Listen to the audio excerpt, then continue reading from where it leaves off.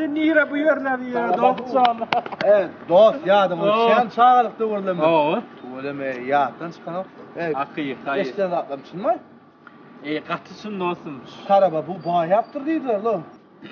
Men ne o dostum, mesele de Evet, o. dost. Bayama mısın ne değil mi? Evet. Durumu yok. Sağlıktan dostun abi uğradaydım. Gör, şu marketi görüyor musun? O. Ne? Hadi bayama. Market usulüyle uğraşacak olayım. Elbette. Gör.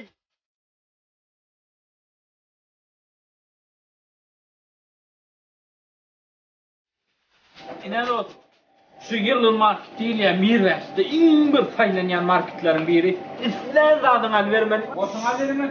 Şu market mi şöyle? İslen zadın sayla bırak.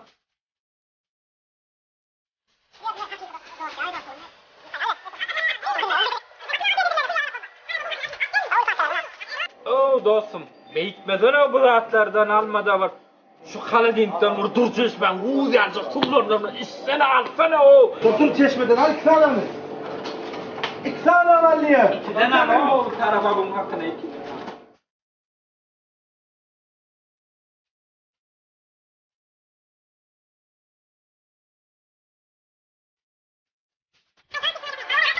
Koy, kırılın koy. Aç o zaman yok koymayla.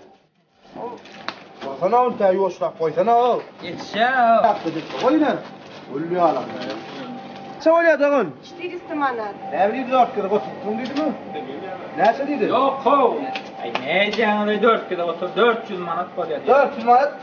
Evet dostum. Mesele de öyle o pullar. Ha ne? Elim tut.